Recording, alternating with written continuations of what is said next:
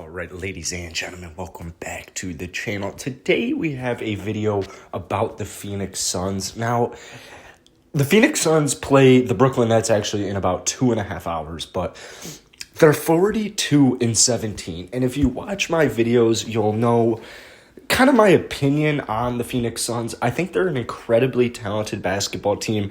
They are a great defensive team, and they are just as good offensively. They're only a game and a half behind the Utah Jazz. They're sitting at the 2 seed. They probably won't fall to anything past 3 because the Denver Nuggets are at 4 right now. And there's a pretty big gap between them. But the Clippers right now, they've won 4 straight. They're 9-1 in their last 10. So honestly, just in general, the whole playoff race is starting to get seeding wise in the Western Conference. It's starting to get fun right now. The play-in game, it's going to be Blazers, Grizzlies, Spurs, and Warriors, and that is pretty loaded. The Trailblazers are suffering right now. They've only won 2 of their last 10, lost 4 straight. But we're talking about the Phoenix Suns today. They've been one of the more surprising teams in the NBA. We've always kind of known they had this talent, right? You have Devin Booker, incredible talent. You've got DeAndre Ayton, incredible talent. Now, maybe with Ayton, it was a little different. It was a little bit more potential. You've seen the flashes. You're like, all right, this guy can definitely hoop. But he was still relatively young. So they go and they get Chris Paul. And Chris Paul is in his 16th season. It's unbelievable.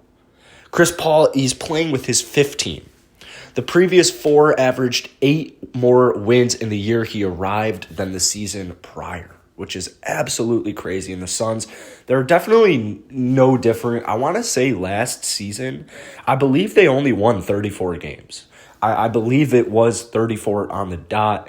Obviously, we all are kind of aware of what happened in the bubble, but, I mean, it was not their season. It was not their season, especially early on. So we'll see what happens with Chris Paul in the playoffs because, I mean, he hasn't really done anything ever in the playoffs before. He'll turn 36 on May 6th, and he's never advanced farther than the Western Conference Finals. And we all are aware, especially my Rockets fans, 2018, Chris Paul, James Harden, they went 65-17. They had a 3-2 lead, and then Chris Paul gets injured in the closing moments of the Game 5, and it sidelined him for Games 6 and 7. And it was just absolutely, it was so depressing, man. It was literally just so depressing because that Cavs team was horrible. It was a horrible Cavs team, just absolutely garbage team, and outside of LeBron, and they swept them. So I think the Rockets would have had a championship right now if Chris Paul hadn't gotten injured. But, I mean, when you take a look at the Phoenix Suns, they're just one of 3 teams that's ranked among the league's top 10 offensive and defensive rating. And the addition of Chris Paul has really just kind of been that it factor. He's that floor general. He's a leader. He helps his teammates, but he just helps everybody. He not only helps his teammates, but he helps them like thrive.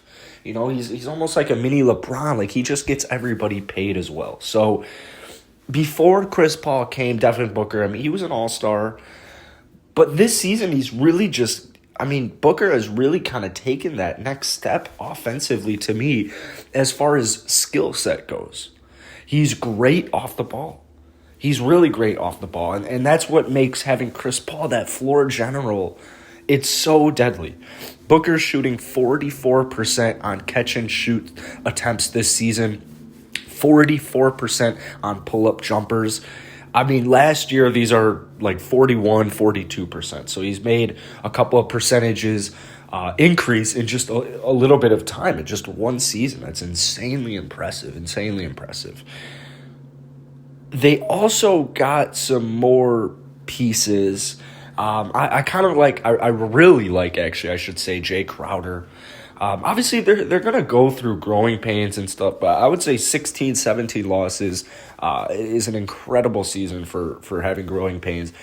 because you got the coronavirus, you got everything that's going on in the NBA, and the Suns are sitting at the 2 seed. Like, they're literally just sitting at the 2 seed. So, at the start of the season, the average Suns player was just under 27 years old, which made them the 9th oldest team in the league. And it actually, the same survey showed that the average Sun player had almost 5 years of experience, which made it the 9th most experienced team in the NBA. So there's actually, this makes me, I don't think the Suns will win it all, but I could definitely see the argument. I can 100% see the argument, because with Utah, I mean, first off, I'm going to just exclude injuries from all these teams, because it goes without saying, like, Utah, just every single team in the Western Conference, every single team in the NBA has been just devastated by injuries. The way the Phoenix Suns can win it all for me is with proper seeding, with proper matches.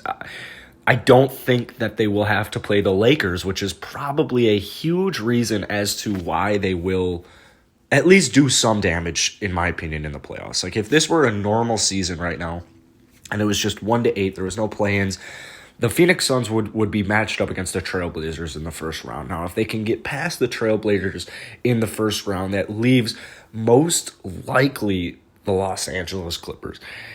The Los Angeles Clippers, they're known for their flipping, right? Pandemic P, playoff P.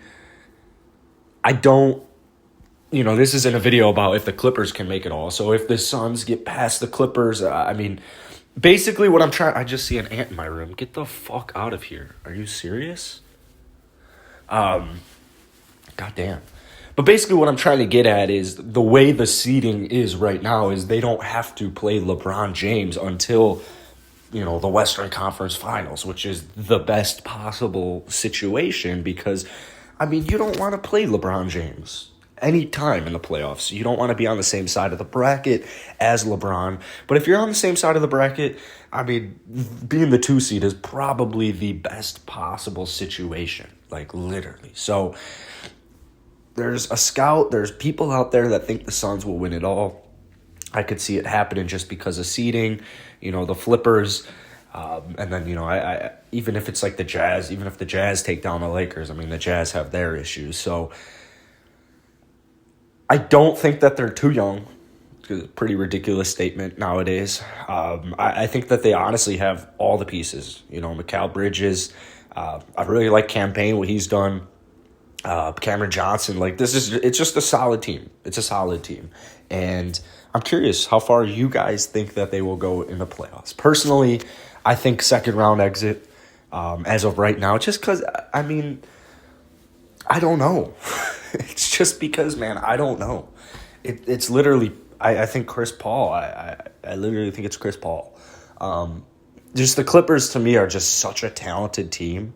Like, they have so much talent on that roster. It's unbelievable how in the playoffs they don't look the same way. So that's why the Suns could, easily upset them. But I don't want to get too far ahead. Both teams got to get past the first round and all that good stuff. So I hope you guys enjoyed today's video. Hit that like button, hit that sub button if you did, and I'll see you guys tomorrow.